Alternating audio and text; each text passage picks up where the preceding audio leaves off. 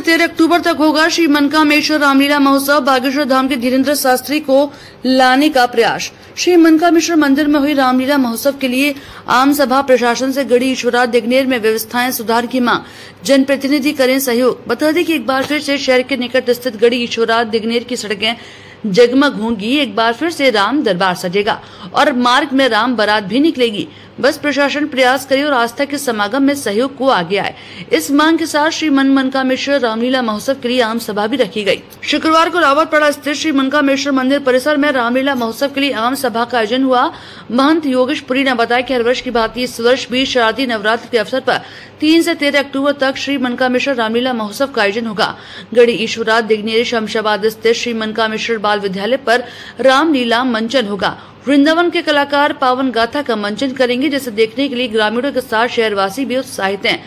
24 अपनी न्यूज से संवाददाता वर्षा गुप्ता की खास रिपोर्ट आगरा। दीपक कुमार कैन की खास रिपोर्ट आगरा। जैसा कि विदित है कि रामलीला का आयोजन हो रहा है ग्रामीण क्षेत्र में बाबा मनकामेश्वर नाथ जी के परिसर में, तो ध्येय सिर्फ यही है कि रामलीला के मंचन के माध्यम से एक ऐसे भारत की व्यवस्थाएं हो, एक समाज का ऐसा निर्माण हो जहाँ राम के चरित्र की केवल दर्शन ना हो बल्कि लीला ना हो, बल्कि उस दर्शनों के साथ में वहाँ पर बच्चों का पालन पोषण भी है। तो आज आवश्यकता भी है और इसी प्रयास में हम लोग, चूँकि एक एकादश दिवस 11 दिन का एक कार्यक्रम रहता है, 11 से 12 दिन के कार्यक्रम में हम लोग पूर्णतया प्रयास करते हैं।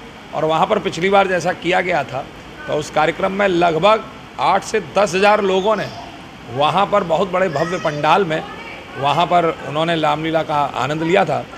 और इस बार भी यही प्रयास है और इस बार और अच्छे स्तर पर, क्योंकि पिछली बार केवल हम लोगों के, जब हम लोगों ने किया था तो केवल हम लोगों का ही गांव वहाँ पर संयुक्त रूप से जुड़ा था। लेकिन उस प्रयास को देख करके आसपास के करीब 8-10 गांव और आए हैं जो कि ये चाह रहे हैं महाराज जी हमें भी कोई सेवा दी जाए।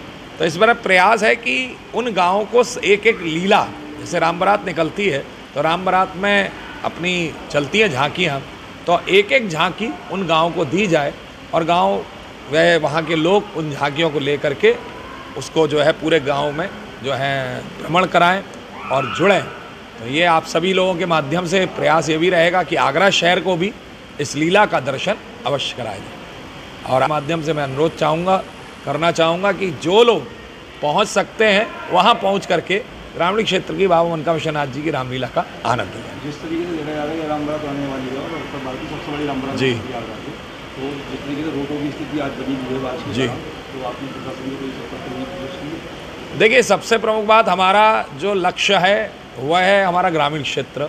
और ग्रामीण क्षेत्र में जो राम बारात के लिए वहाँ पर कार्यक्रम, आप विश्वास नहीं मानेंगे, पिछले वर्ष चूँकि हम लोग वहाँ पर थे तो हमारे कुछ भी कहने से पहले कार्यक्रम सारे हो गए, रोड बन गई, इनफैक्ट लाइट्स लग गई, सारी व्यवस्थाएं बन चुकी थी।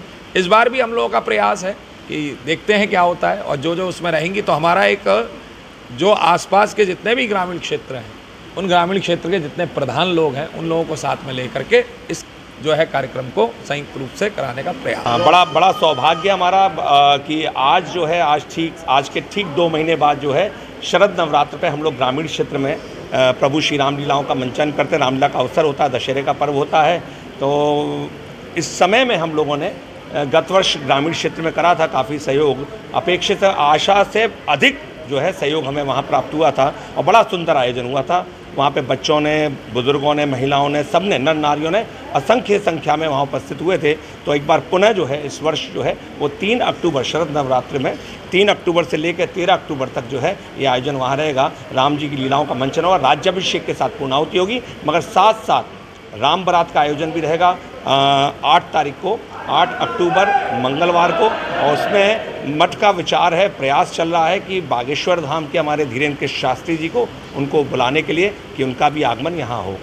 बहुत बहुत धन्यवाद साथ।